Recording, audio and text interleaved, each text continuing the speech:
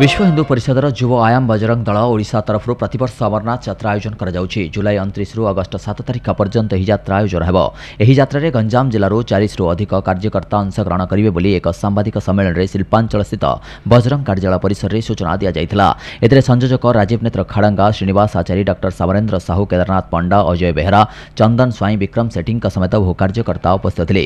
ओडिशार यात्री माने स्वल्प खर्च में यात्रा करने सह समस्त प्रकार सुविधा पाई पारुनथवा कहुला।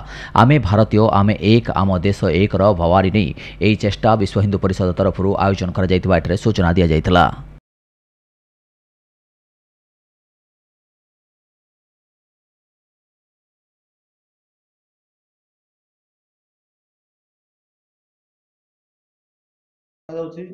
कार्यक्रम आम 27 रु आरंभ कर 7 पर्यटन चलो।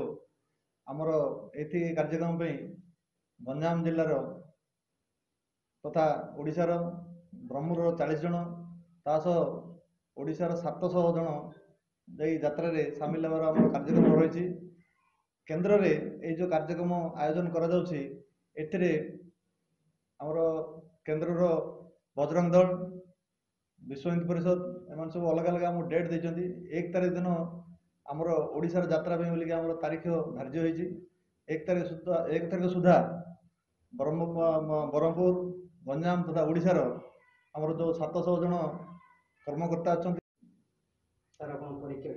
जय श्री राम। मु श्री राजीव नेत्र खाड़ंगा, विश्व हिंदू परिषद बजरंग दल ओडिशा पूर्व प्रांत सहसंयोजक एवं यही बुढ़ाम यात्रार प्रमुख दायित्व अच्छी।